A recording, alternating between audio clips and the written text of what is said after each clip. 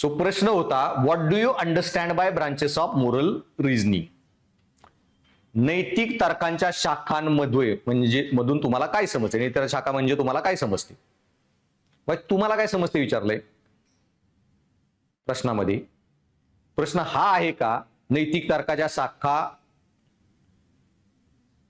स्पष्ट करा किंवा नैतिक तर्काच्या शाखांवर टीप लिहा. कळलं? तुम्हाला प्रश्न काय? नैतिक तर्काच्या शाखांमधून तुम्हाला काय समजते, तुमचं अंडरस्टँडिंग लिहा. याचं तुमचं इंट्रोडक्शन काय पाहिजे होतं? नैतिक तर्काच्या शाखा म्हणजे पहिल्यांदा नैतिक तर्क म्हणजे काय. सो नैतिक तर्क म्हणजे कोणत्याही परिस्थिती योग्य अयोग्य नैतिक अनैतिक न्याय अन्याय याचा निर्णय घेण्याची प्रक्रिया. ओके. आणि कोणत्याही परिस्थिती जेव्हा नैतिक दुविधाला सामोरे जातो आपल्याला विविध नीतिशास्त्रामध्ये फ्रेमवर्क दिलेले आहेत, नैतिक चौकटी दिलेल्या आहेत आणि त्या चौकटीचा वापर करून नैतिक दुविधेचा सामना करताना योग्य तो नैतिक निर्णयावर पोचणे म्हणजे मोरल रिझनिंग, नैतिक तर्क. हे झालं इंट्रोडक्शन. आणि नैतिक तर्काच्या विविध शाखा आहेत जसे की डायरेक्ट डायग्राम बनवायची. इथिक्स मध्ये meta ethics, normative ethics, descriptive ethics. आता हे मेटा इथिक्सच्या पण ज्या ब्रांचेस होत्या, दोन डिबेट, ऍब्सोल्युटिझम, रिलेटिव्हिझम, ऑब्जेक्टिव्हिझम, सब्जेक्टिव्हिझम, हे पण नैतिक तर्काच्या शाखा आहेत. ओके. पण तेवढ्या महत्वाच्या नाही जेवढं तुमच्या नॉर्मेटिव्ह इथिक्स नियामक मधल्या येतात. सद्गुण, नीतिशास्त्र, परिणामवाद, कर्तव्यवाद आणि मूलभूत अधिकार. ह्या पण का महत्वाच्या? आता ॲबॉर्शन योग्य का योग्य हा नैतिक प्रश्न आला तुमच्या समोर. त्यात आपण काय केलं की भाई हा सापेक्षवादी गोष्ट आहे. भारत बंदी घालू शकत नाही, भारताच्या परिस्थितीनुसार अमेरिका घालू शकते. हा नैतिक तर्कच केला तुम्ही. सो त्या पण ब्रांचेस आहेत नैतिकच्या, पण ह्या चारवर फोकस करायचा. सो डायग्राम काढायची डायरेक्ट. ती झाली की मग प्रत्येक डायग्राम शाखेवर तीन चार लाईन. ओके. बरं त्यात मी लिहिलंय का नैतिक शाखा उदाहरणासहित स्पष्ट करा. दर शाखेत उदाहरण टाकत गेलाय तुम्ही. चुकीचं नाहीये, पण तुम्हाला प्रश्न विचारलाच नाही ना. दर याच्यावर तीन चार लाईन लिहा. 100 शब्द नैतिक तर्क म्हणजे काय ते 40-50 शब्द 150 शब्द झाले. आता 100 शब्द तुमचं अंडरस्टँडिंग आलं पाहिजे. ओके. हे तर्क जेव्हा लिहिताय तुम्ही शाखेबद्दल माहिती, ते पण तुमचंच अंडरस्टँडिंग आहे, पण ते अजून डीप लेवलला गेलं पाहिजे. उत्तराची जी फिलॉसॉफिकल डेप्थ वाढवली पाहिजे. मग तुम्ही पहिली शाखा काय लिहिणार आहे? नैतिक तर्काची परिणामवाद. मग परिणामवादाचं म्हणणं काय आहे? परिणामवादाच्या नुसार नैतिक परिस्थितीमध्ये असे निर्णय घेतले पाहिजे ज्यामुळे जास्तीत जास्त लोकांचे फायदा, सुख वाढेल आणि कमीत कमी लोकांना दुःख होईल आणि यातून समाज कल्याण साधलं गेलं पाहिजे. हा विचार कोणी दिला? Jeremy Bentham, John Stuart mill वगैरे. आणि यांचा मुद्दा काय आहे की जगाला एक कल्याणकारी समाज घडवणे. मग दुसरी शाखा काय? आणि परिणामवादामध्ये नैतिकता ही परिणामात असते, साध्यात असते. ते एक वाक्य टाकायचं. मग कर्तव्यवादात तुम्हाला काय कळालं? सो कर्तव्यवादानुसार नैतिकता ही साध्यात नसून साधनामध्ये असते. काही कृतीच ह्या नैसर्गिक रूपानेच नैतिक असतात. चोरी करणे, चूक वगैरे.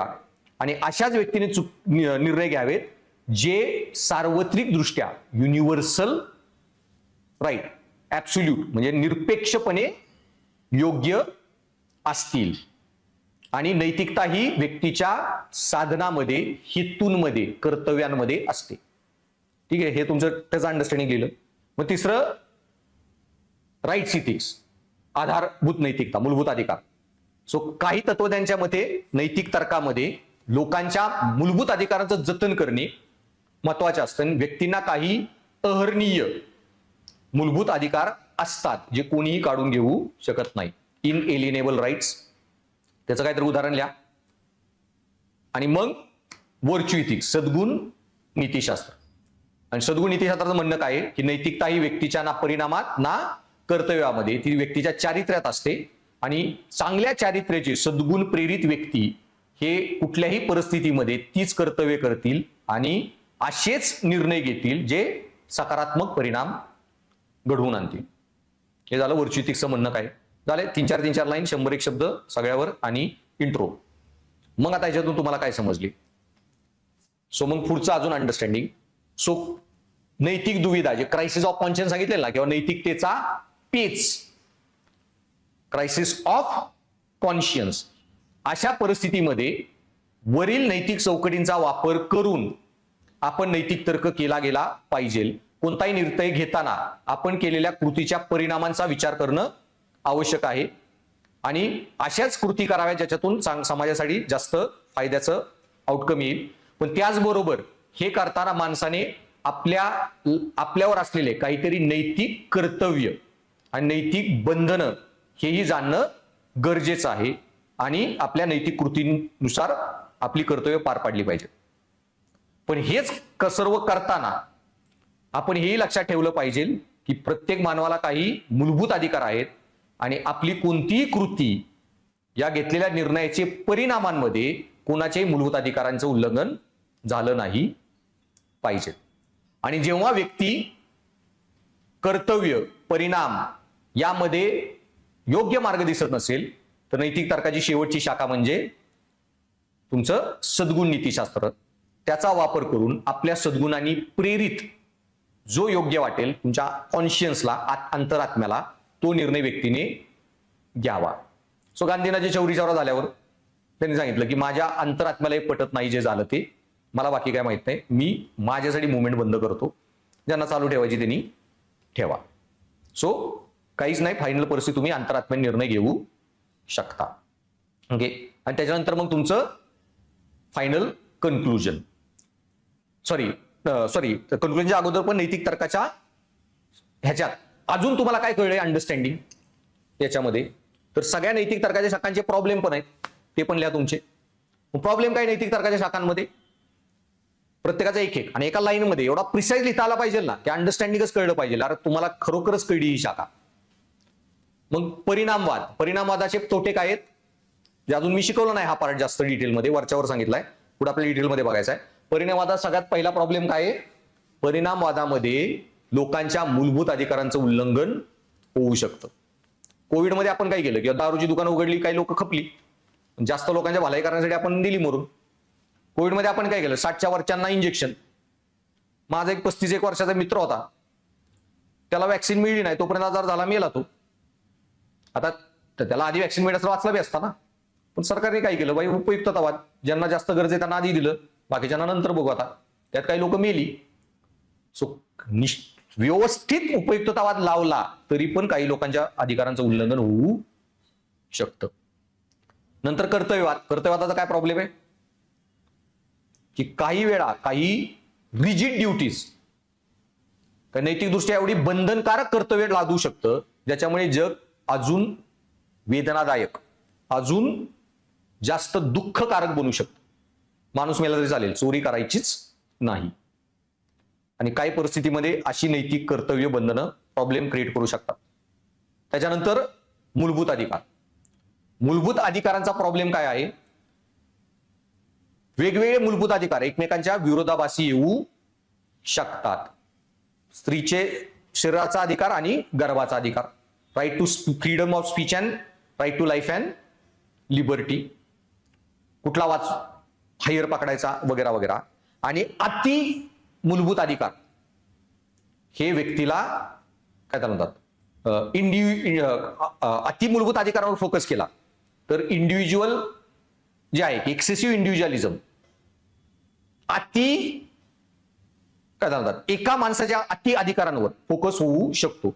जे गांधीजींचं म्हणणं होतं की those people who prioritise their rights over their duties और privileges over their duties lose them both.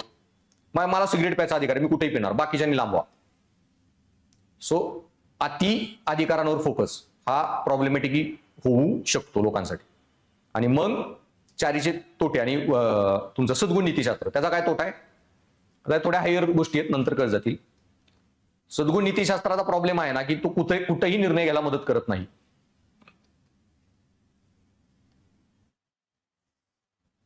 आता उद्या डीएफओ आहात तुम्ही, महादेवी हत्तीचं करायचं काय, ओंकारचं करायचं काय, कुठला सद्गुण तुम्हाला तिथं मदत करणार आहे, honesty, integrity, empathy, compassion, charity, verity. उद्या जज आहात, इच्छामरण देऊ का नको, कुठला सद्गुण तिथं कामाला येणार आहे, बा इथं कर्तव्यवाद, मूलभूत अधिकार, उपयुक्ततावाद हेच नीट मदत करतात. काही काय तुमची नैतिक मूल्य तिथं जास्त कामाला येऊ शकत नाहीत, कारण सिच्युएशन काही एवढ्या कॉम्प्लिकेटेड असतात की त्या नैतिक मूल्यातून फक्त काही तुम्ही निर्णय घेऊ शकत नाही. आणि मग तुमचं काय येणार आहे? कन्क्लुजन. आणि कन्क्लुजन मध्ये फायनल अंडरस्टँडिंग म्हणजे काय की कोणत्याही परिस्थितीमध्ये त्या त्या वेळी त्या परिस्थितीमध्ये सर्व नैतिक निकषांचा वापर करून योग्य तो तर्क करून उत्तम निर्णय घेणे. कधी कुठला प्रायोरिटाइज करायचा कुठला निर्णय घ्यायचा हे कळणे म्हणजेच नैतिकतेची उच्च पातळी तुम्ही गाठली. तुम्हाला नैतिक दुविधा हटवायला यायला लागल्या. सो तुमचं इंट्रोमध्ये नैतिक तर्क म्हणजे काय? पहिला पॉईंट शाखा डायग्राम काढली, त्याला 1-2 पॉईंट, दर याच्यावर 3-4 लाईन, एक 4 पॉईंट. मग ह्या सगळ्याचा फायदा म्हणजे त्यातून तुमचं अंडरस्टँडिंग कसे निर्णय घ्यायचे 2-1 मार्क्स त्या पॅराला. मग याचे तोटे काय त्याला 2-1 मार्क. आणि मग तुमचं कन्क्लुजन 11 मार्क 12 मार्क मिळणार नाही. 7-8 मिळणे नशीब. सो लिहा. पण एमपीएससी देऊ शकते बरं का चान्सेस. कारण आसाम स्टेट सिव्हिल सर्व्हिस मध्ये काय काय पोरांच्या मी मार्क लिस्ट बघितलं तर 160-70 मार्क पण येतं निबंधात आणि इथिक्स मध्ये. तिथे जरा मोकळ्या हाताने मार्क देतात पण एमपीएससी काय माहिती देईल पण युपीएससी नाही देत. सो लिहा नैतिक तर्कशास्त्राच्या शाखा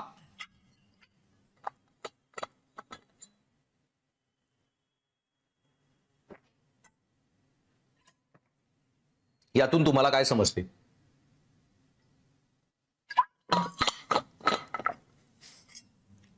आता प्रश्नामध्ये उत्तर लिहिताना तुम्हाला सांगितलं ना की सगळं ज्ञान असून माती खाणे करा प्रकार होतो. प्रश्न जर हा आला ना नैतिक तर्काच्या शाखा याच्यातून तुम्हाला काय समजते? इलुस्ट्रेट, जस्टिफाय, सबस्टॅन्शिएट म्हणजे उदाहरणासहित स्पष्ट करा, पुरावे द्या, दाखला द्या, असे जर शब्द आले उत्तर तुमचं बदलणार आहे. नैतिक तर्क म्हणजे काय? त्या 4 शाखांवर माहिती लिहिली. आता त्याचा कसा अप्लाय करा जे मी पॅरा सांगितलं आणि त्याचे विकनेसेस हे पूर्ण 100 शब्द हटवून द्यायचे आणि तिथे इलुस्ट्रेशन लिहायचं, स्पष्टीकरण उदाहरणासहित. तिथं आता ते नाही लिहायचं की हे निर्णय कसे घ्यायचे आणि ह्याचे तोटे काय सद्गुणचे वगैरे जे सांगितलं. तिथं पूर्ण उत्तर बदलणार आहे. तिथं मग कुठलं तरी उदाहरण घ्यायचं आणि या 4ही शाखांचा तर्क एक्सप्लेन करायचा 100 शब्दात. जिथं उदाहरण विचारलं नाहीये असं स्पष्टीकरण स्पेशली तर उदाहरण फक्त एका लाईनचं लिहायचं. बऱ्याच जणांनी काय केले 100 शब्द उदाहरणच लिहिले त्या उत्तर लिहिताना. मोरल ऍब्सोल्युटिझम आणि ऑब्जेक्टिव्हिझम म्हणजे काय? रिलेटिव्हिझम. 100 शब्द त्या अबॉर्शनची केस लिहून टाकली. अमेरिकेनुसार कसं ते हे रिलेटिव्ह आहे हे रिलेटिव्ह आहे. अरे बाळांनो स्पष्टीकरण नाही विचारलं, दोन्हीचं कंपॅरिझन. उदाहरणार्थ मग एक लाईन लिहिची फक्त. मूलभूत अधिकारांचा पॅरा लिहिला, उदाहरणार्थ जगण्याचा अधिकार अवर्णीय आहे, दॅट्स इट. ओके. पण जेव्हा स्पष्टीकरण म्हणलंय तेव्हा मग लिहायचं. जर प्रश्न बदलला मग त्यावेळी उत्तरच बदलतं पूर्ण. मग तिथं काय लिहायचं तुम्हाला? उदाहरणार्थ स्पष्टीकरण डॉट डॉट की एखाद्या लहान बाळाचा जीव वाचवण्यासाठी एखादं मेडिकल शॉप लुटणे हे योग्य आहे का? या नैतिक दुविधेचा विचार करताना मूलभूत अधिकार सिद्धांतानुसार जगण्याचा अधिकार हा संपत्तीच्या अधिकारापेक्षा उच्च दर्जाचा आहे, त्यामुळे चोरी केली जाऊ शकते. पण कर्तव्यवादाच्या नुसार चोरी करणे हा नैतिक दृष्ट्या ही अनैतिकच गोष्ट आहे आणि हा जगाचा नैतिक नियम बनू शकत नाही. जगातील सर्व लोक चोरी करायला लागले तर मेडिकल इंडस्ट्री ही कोलमडून पडेल आणि कुठलाही नैतिक हे राहणार नाही. नैतिक समाज ढासळेल, सामाजिक स्थिरता. पण परिणामवादाच्या मते जर कृतीतून जास्त फायदा होत असेल म्हणजे एका बाळाचा जीव वाचवणे आणि त्या माणसाचा जो नुकसान आहे 5,000 रुपयाचं नुकसान आणि त्या बदल्यामध्ये आपण त्याला अर्धी रक्कम दिली, तो व्यक्ती कायद्याची शिक्षा भोगायला तयार आहे आणि उरलेले पैसे परत करायला तयार आहे, तर सर्व फायद्या तोट्याचं विश्लेषण आणि परिस्थिती की ती बाई रात्रीच मरणार आहे याचा अंदाज घेता चोरी करणं योग्य आहे. आणि सद्गुणी ते यात्रा कधीच कामाला येत नाही, इथं मी नाही येत, पण तरी एक सद्गुणी व्यक्ती ओके ज्याला सद्गुण सांगू शकतात की चोरी ही अनैतिक आहे, तो चोरी करणार नाही. हे झालं तुमचं उदाहरणासहित स्पष्टीकरण. ह्या नैतिक तर्काच्या शाखा कशा काम करतात याचं. आणि पोरं मग लिहून येतात दुसरंच काहीतरी, मार्क नाहीत आली. वगैरे. आणि त्याच्यामुळं आन्सर रायटिंग, प्रिलियमची टेस्ट सिरीज, सीसेटची प्रॅक्टिस, जे तुम्हाला एमपीसी नाही लागत पण युपीएससीला, करंट अफेअर, हे जे तुमची कामं करायचे जास्त गोष्ट आहे. करंट अफेअर क्लासमध्ये घेऊ पण तुम्हाला 2-2, 3-3 मॅगझिन वाचावे लागतात. जिथं तुमची एनर्जी घालवायची, इथं पेटेमध्ये सेल्फ स्टडी करतच 5 वर्ष घालवतात. तेव्हा कुठं प्रिलियम निघली, मेन्स काहीच माहित नसते. त्यामुळे क्लासमध्ये जे शिकताय कंटेंट पटापटा करून घ्यायचं, याच्यावर वेळ घालवायचा नाही, चाकाचा शोध लावायचा नाही. जे तुम्ही नाही लावत इथं क्लासमध्ये, तुम्ही ऑलरेडी आलेला आहात. म्हणजे जी बाकी गँग आहे, चाकाचा शोध लावण्यात 4-5 वर्ष घालवते. तुमची एनर्जी इथं गेली पाहिजे. Answer writing to the point, विचारलंय ते लिहिणे, तेच परफेक्टली आन्सर मध्ये आलं पाहिजे. सो एक मिनिट, हॅलो, क्लासमध्ये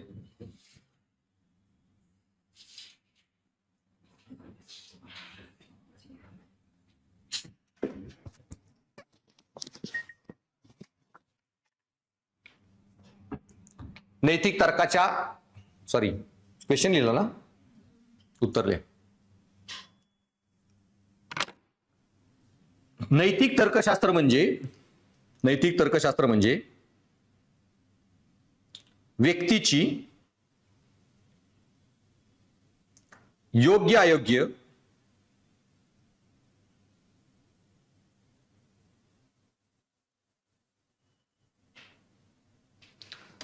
न्याय अन्याय, नैतिक अनैतिक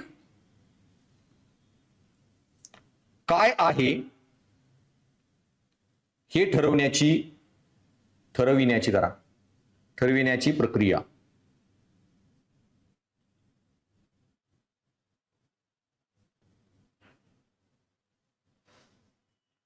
चॅट जीपीटीचा इश्यू काय माहिती आहे ना, की ते मराठी त्याला जमत नाही. सो लँग्वेज मॉडेल तो मराठीचं डेव्हलप करतो. आता त्याला मी माझं कंटेंट वगैरे, नोट्स वगैरे जे मराठीत टाईप केलं सगळं फीड करतो. आता माझ्या उत्तरात माझी सातारी पण येऊ शकते. पॉईंट वाटत मॅक्झिमम लोकांनी जर सातारी भाषे वाचणाऱ्या बोलणाऱ्या लोकांनी किंवा विदर्भातल्या लोकांनी जर मराठीचा जास्त वापर केला ना, तर चॅट जीपीटीला कळणार आहे की हेच स्टँडर्ड मराठी आहे आणि तुमची उत्तरही तसंच देत जाणार. कळलं याचा प्रॉब्लेम. सो प्रॉब्लेम नाही आहे, बोली भाषा आहे, पण जो जास्त ट्रेन करणार आहे त्याची जिंकणार आहे. या सगळी उत्तरं तशीच कंपोज करणार. सो नैतिक अनैतिक काय हे ठरविण्याची प्रक्रिया, ठरविण्याची, पुणेरी लिहा जरा, ठरवण्याची चालू शकते. सो यात नैतिक निर्णय घेण्यासाठी तर्कशक्ती, मूल्ये, तत्वे, कर्तव्ये, परिणाम, सद्गुण,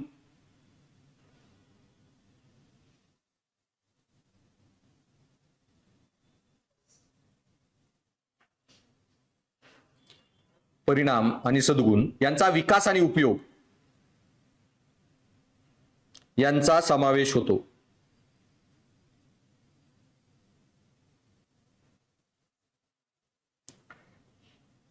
नैतिक तर्कशास्त्र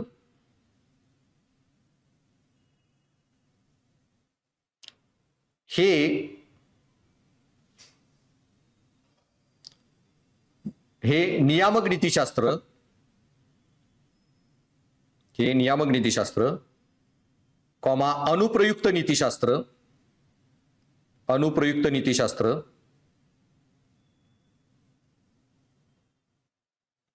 कायदा,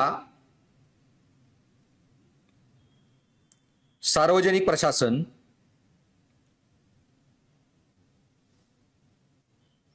जैव नैतिकता आणि सामाजिक आचरण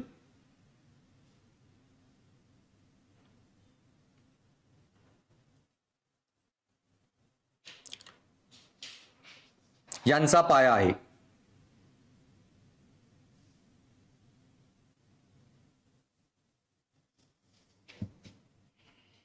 नैतिक तर्कशास्त्राच्या विविध शाखा मानवी कृतींचे मूल्यमापन करण्यासाठी वेगवेगळे निकष प्रदान करतात.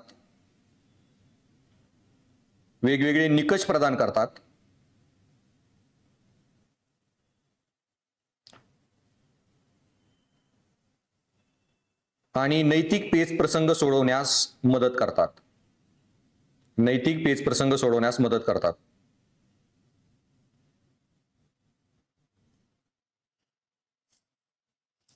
मग आता तिथं चार्ट टाका. नीतिशास्त्र 3 शाखा, विश्लेषणात्मक, नियामक, वर्णनात्मक. विश्लेषणाच्या खाली फक्त 2 ब्रांचेस करायच्या, निरपेक्षता आणि सापेक्षता, दुसरी वस्तुनिष्ठता, व्यक्तिनिष्ठता. नियामकच्या खाली 4 शाखा, सद्गुण, परिणामवाद, कर्तव्यवाद, मूलभूत अधिकार.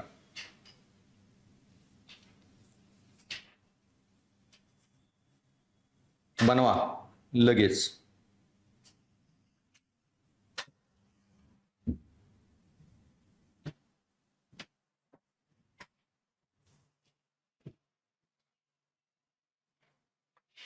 कुणाचं चांगलं अक्षर आहे का तुमच्यात?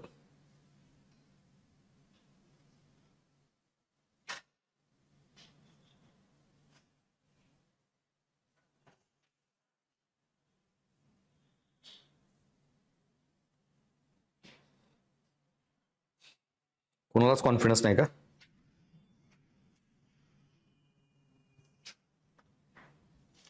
आहे माझं चांगलं म्हणून.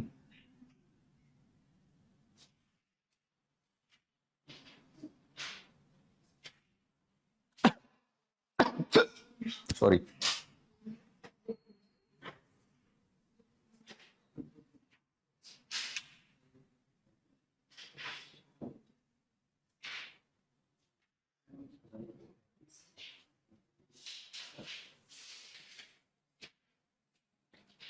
सो नीतिशास्त्र वरती गोल करा, देन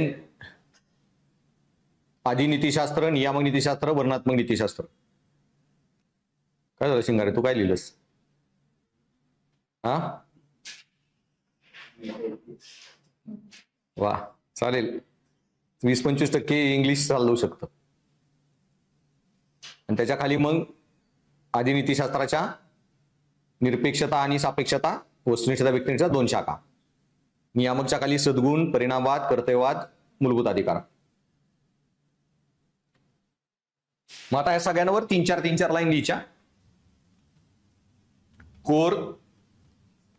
सो परिणामवाद.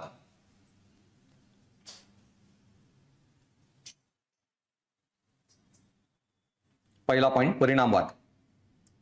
परिणामवादानुसार एखाद्या कृतीची नैतिकता, परिणामवादानुसार एखाद्या कृतीची नैतिकता तिच्या परिणामांवर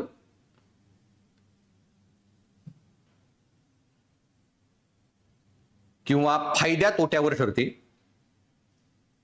फायद्या तोट्यावर ठरते.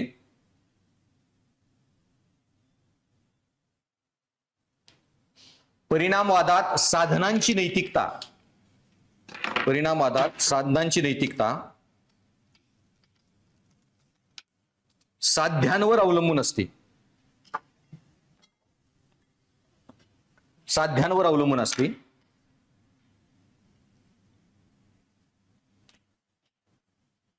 अर्धविराम. तसेच योग्य कृती तीच जी, कॉमा देऊन डबल इन्व्हर्टेड मध्ये, जास्तीत जास्त आनंद निर्माण करते आणि दुःख न्यूनतम करते. कृती तीच जी, किंवा इंग्लिशमध्ये लिहा, मॅक्झिमायझेस प्लेजर, मिनिमायझेस पेन. तीच जी maximises pleasure, minimises pain. Next लाईनला प्रमुख विचारवंत ... Jeremy Bentham, John Stuart Mill. Jeremy Bentham, John Stuart mill.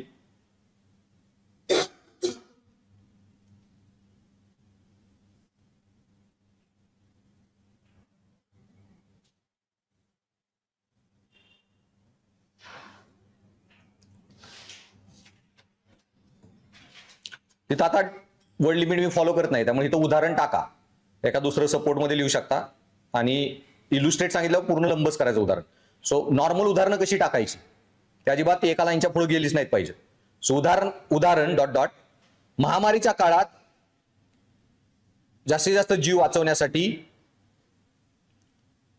तात्पुरते निर्बंध लादणे. तात्पुरते निर्बंध लादणे. नेक्स्ट कर्तव्यवाद.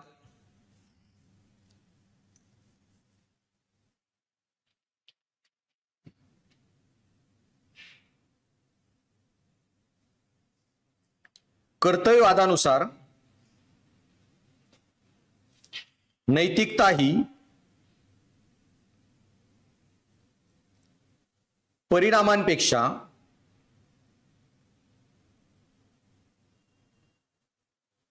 केवळ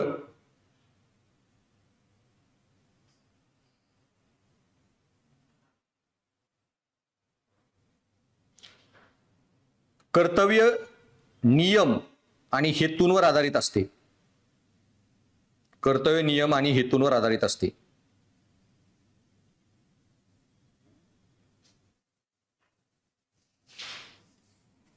नेक्स्ट लाईन. साधनांची नैतिकता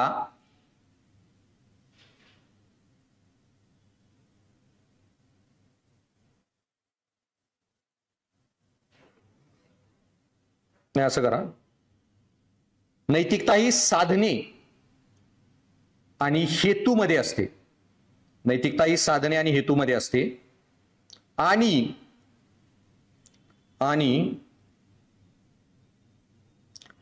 काही कृती स्वभावत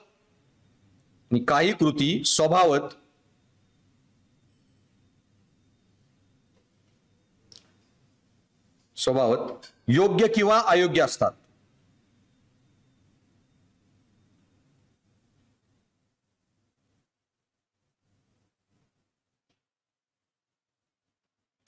योग्य किंवा अयोग्य असतात. विचारवंत, प्रमुख विचारवंत इमॅन्युअल कांत,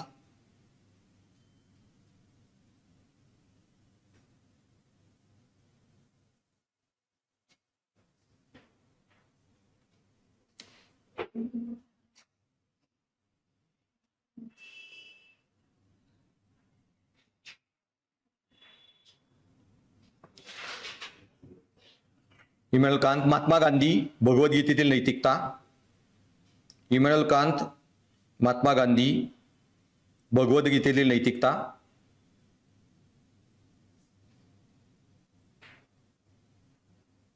त्यात कांतचं स्टेटमेंट लिहा. Do the right thing because it is right. Do the right thing because it is right. Do the right thing because it is right. तिथे एक उदाहरण लिहा. भ्रष्टाचार हा कोणत्याही परिस्थितीत पूर्ण चुकीचा आहे. भ्रष्टाचार हा कोणत्याही परिस्थितीत पूर्ण चुकीचा आहे.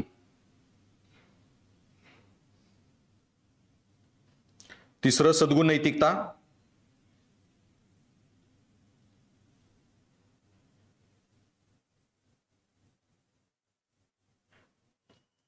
सद्गुण नैतिकता ही केवळ कृतींवर नव्हे, सद्गुण नैतिकता ही केवळ कृतींवर नव्हे,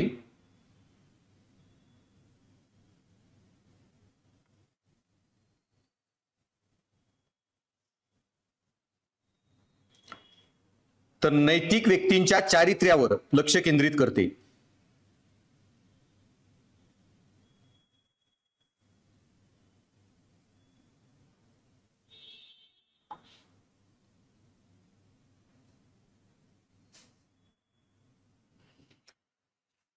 चांगली व्यक्ती नैसर्गिकरित्या चांगल्याच कृती करते.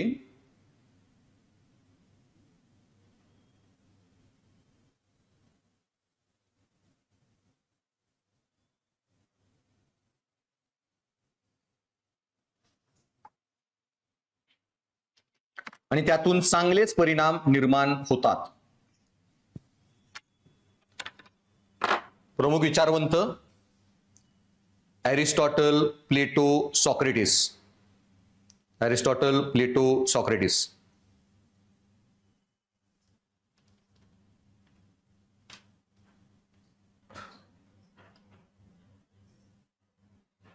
होळे,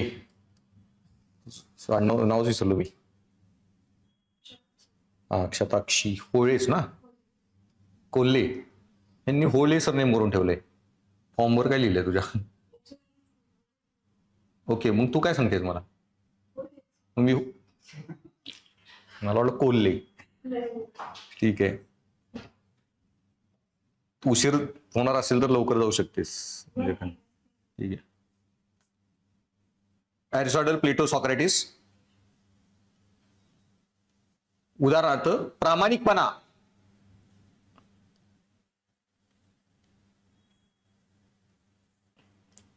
हा स्वाभाविक गुण असलेला अधिकारी भ्रष्टाचार नाकारणारच.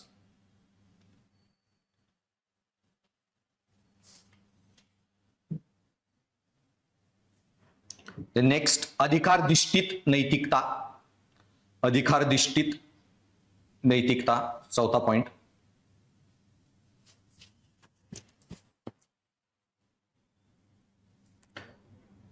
ही नैतिक तर्कशाखा, अधिकारधिष्ठित नैतिकता, ही नैतिक तर्कशाखा, ही नैतिक तर्कशाखा मूलभूत मानवी हक्क, ही नैतिक तर्कशाखा मूलभूत मानवी हक्क आणि स्वातंत्र्याच्या संरक्षणावर भर देते.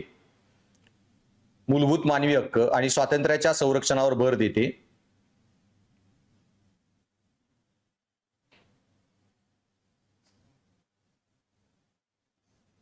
प्रत्येक व्यक्तीकडे जन्मता प्राप्त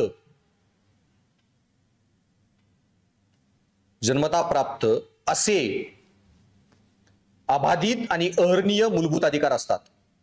असे अबाधित आणि अहर्निय मूलभूत अधिकार असतात. प्रत्येक व्यक्तीकडे जन्मता प्राप्त असे अबाधित आणि अहर्निय मूलभूत अधिकार असतात.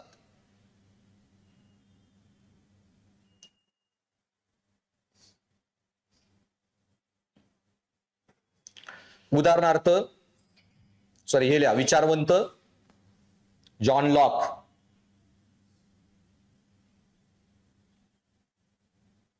बाबासाहेब,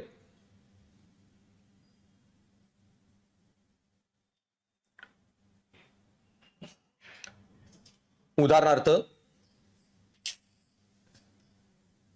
लोकप्रिय नसलेल्या अभिव्यक्ती स्वातंत्र्याचे संरक्षण करणे. लोकप्रिय नसलेल्या अभिव्यक्ती स्वातंत्र्याचे संरक्षण करणे. कळालं उदाहरण कसं लिहिलंय मी एकाच लाईन मध्ये. लोकांना आवडू एखाद्याच्या अभिव्यक्ती स्वातंत्र्य आहे, freedom of speech and expression protection झालं पाहिजे. मग आता ह्याच्या पुढचा अंडरस्टँडिंग, या शाखांचे तत्व सांगितली जे पण तुम्हाला कळली, नीट मास्तरने शिकवलं आहे म्हणून. लिहा पुढं. नेक्स्ट पुरा पॅरास लिहायचा नॉनस्टॉप मोठा. नैतिक पेच प्रसंगाच्या परिस्थितीत, क्रायसिस ऑफ कॉन्शियन्स लिहा. नैतिक पेच प्रसंगाच्या परिस्थितीत, क्रायसिस ऑफ कॉन्शियन्स,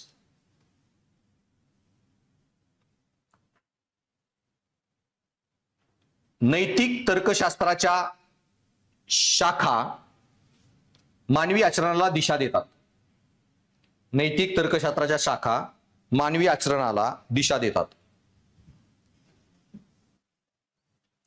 अबाधित आणि अहर्निय स्नेहा, हरण करणे ते अहर्निय म्हणजे कोणी काढून घेऊ शकत नाही. इनएलिएनेबल.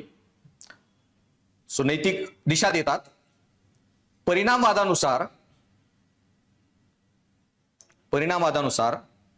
त्याच पॅरामध्ये सार्वत्रिक कल्याणाला प्राधान्य देणारी कृती करणे आवश्यक असते.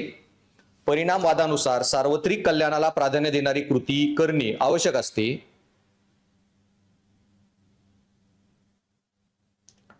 तर कर्तव्यवाद आपल्याला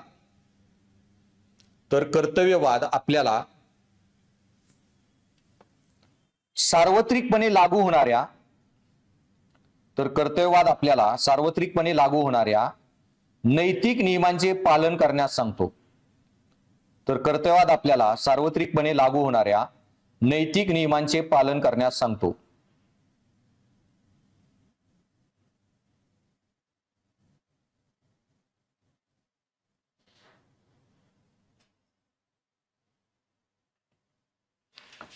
अधिकारधिष्ठित नैतिकता, अधिकारधिष्ठित नैतिकता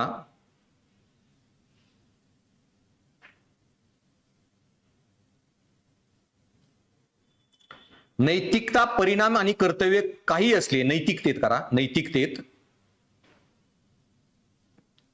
नैतिकतेत परिणाम आणि कर्तव्ये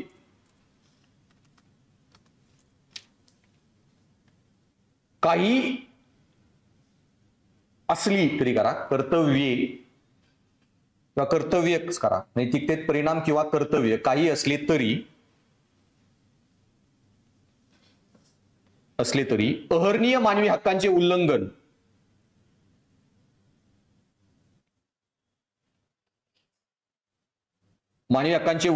अहर्निय मानवी हक्कांचे उल्लंघन करणारी कोणतीही कृती अनैतिकच, कोणतीही कृती अनैतिकच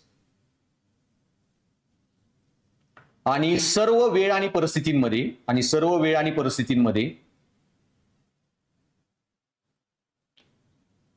मानवी हक्कांचे संरक्षण आणि सर्व वेळ आणि परिस्थितींमध्ये मानवी हक्कांचे संरक्षण करण्याची नैतिक जबाबदारी दर्शवते.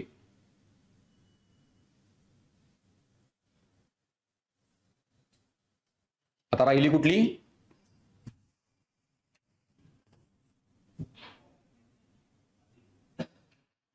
आता कुठलं वाक्य लिहिलं? सिंगारे झोन मध्ये आहे ना? अरे सद्गुण नीतिशास्त्र. मग त्याचं वाक्य काय की वरच्या कुठलीच कामाला येणार आहे तेव्हा काय अंतरात्म्याच्या आवाजातून निर्णय घ्या, कॉन्शियन्सनी, सद्गुणातून. जेव्हा नैतिक तर्कशास्त्राच्या या शाखा नैतिक पेच प्रसंग सोडविण्यास अपुऱ्या पडतात, जेव्हा नैतिक तर्कशास्त्राच्या या शाखा नैतिक पेच प्रसंग सोडविण्यास अपुऱ्या पडतात, तेव्हा व्यक्ती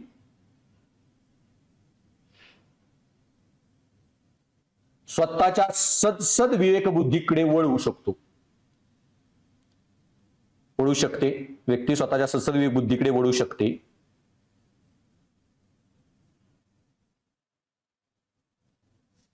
आणि सद्गुणांच्या मार्गदर्शनाखाली निर्णय घेऊ शकते.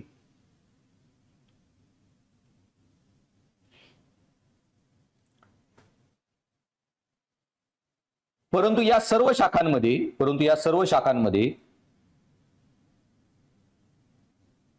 काही मर्यादा देखील आहेत.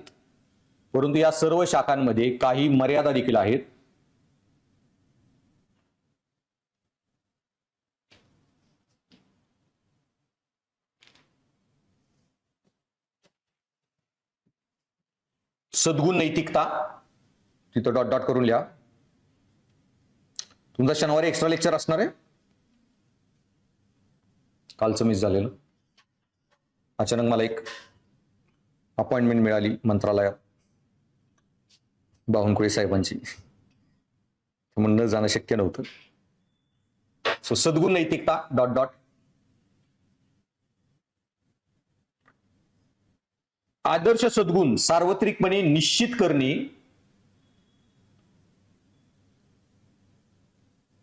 कठीण असते. किंवा कुठला सद्गुण सगळ्यात महत्वाचा मी सांगितलं, तत्वज्ञानामध्ये वादविवाद झाले. सो आदर्श सद्गुण सार्वत्रिकपणे निश्चित करणे कठीण असते आणि गुंतागुंतीच्या नैतिक पेच प्रसंगामध्ये ही शाखा कमी उपयुक्त ठरते.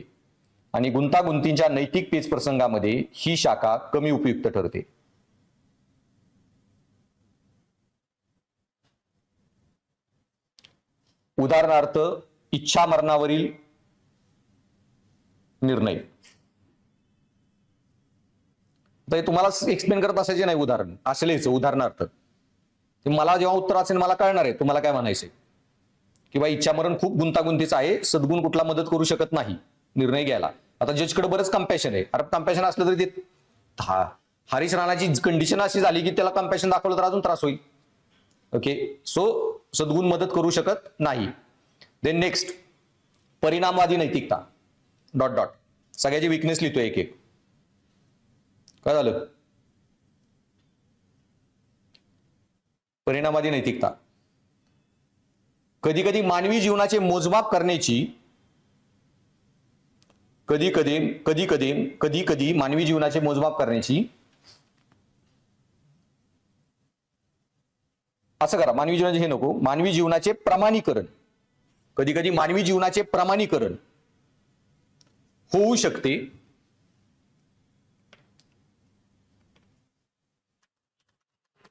थोडा कॉम्प्लिकेटेड कन्सेप्ट आहे, थोड्या दिवसांनी कळेल तुम्हाला. प्रमाणीकरण होऊ शकते आणि अल्पसंख्याकांच्या अधिकारांकडे दुर्लक्ष होऊ शकते. अल्पसंख्याकांच्या अधिकारांकडे दुर्लक्ष होऊ शकते. तो जीवनाचं प्रमाणीकरण म्हणजे काय त्याचं उदाहरण तुम्हाला फक्त सांगायला की हे कोविडमध्ये आपण काय केलं, दारूची दुकानं उघडली, काही लोक मेली, पण का? सरकारला पैसे मिळाले. सो पैसा एका बाजूला आणि जीव एका बाजूला. जीवनाचं तुम्ही काय केलं? मूल्यांकन, प्रमाणीकरण, मोजमाप. हे चुकीचं आहे. भाई मानवाला पैशामध्ये तोलू शकत नाही. थोडा हाय लेवल कन्सेप्ट आहे, नंतर कळेल. देन कर्तव्यवादी नैतिकता.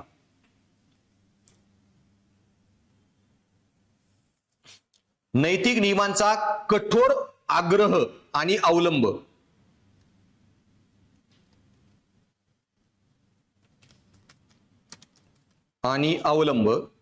जगाला कमी आनंदी बनवू शकतो. जगाला कमी आनंदी बनवू शकतो.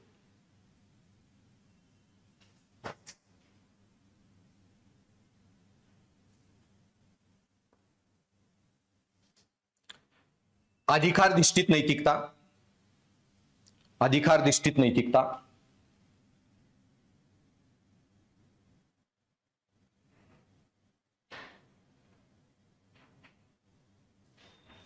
विविध अधिकारांमध्ये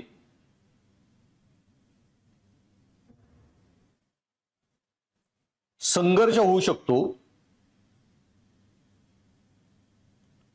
आणि अत्याधिक अधिकारांचा आग्रह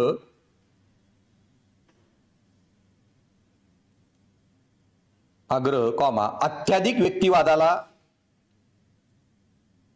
चालना देऊ शकतो.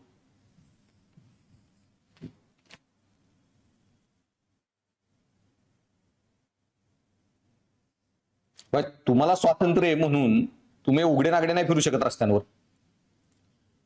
आता मुंबईमध्ये काही ऍक्ट्रेसेस वगैरे, बाई रिस्पॉन्सिबिलिटी सोशल तुम्हाला असली पाहिजे.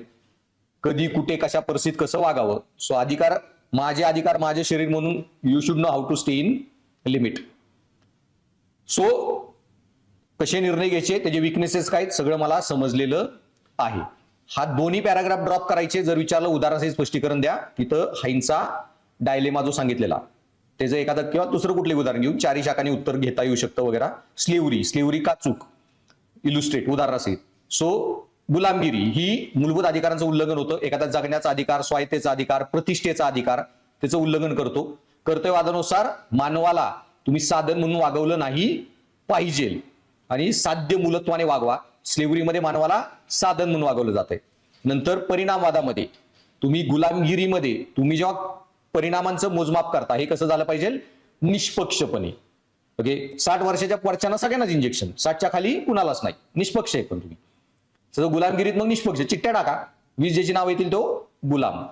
निष्पक्षपणे मूलभूत अधिकारांचं हे करा, डिस्ट्रीब्युशन वगैरे, त्यांच्या चुकीचं. आणि सद्गुण नीतिशास्त्रात कोणताही नैतिक सद्गुणी व्यक्ती कधी कुठल्या माणसाला गुलाम बनवण्याची इच्छाही करणार नाही. एका उदाहरणाने चारी शाखा एक्सप्लेन केल्या. सो पुढं लास्ट कन्क्लुजन. नैतिक तर्कशास्त्राच्या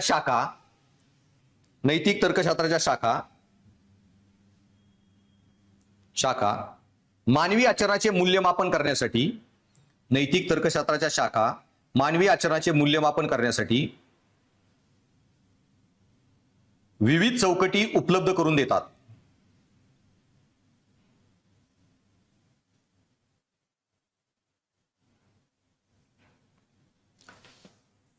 प्रत्यक्ष जीवनात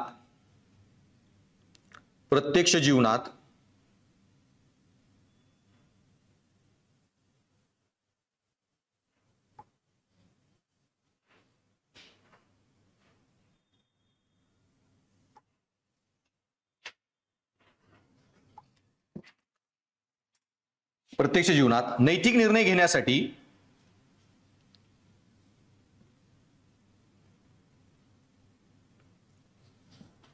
अनेक शाखांचा संतुलित वापर, नैतिक निर्णय घेण्यासाठी अनेक शाखांचा संतुलित वापर आवश्यक असतो.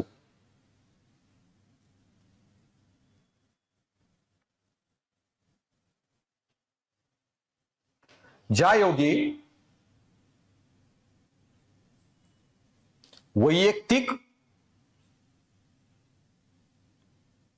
वैयक्तिक कल्याण आणि सामूहिक कल्याण,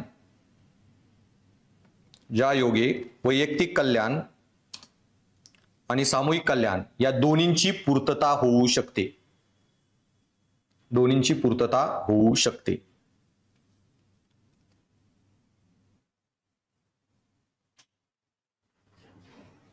कळलं कसं उत्तर लिहायचे आहेत.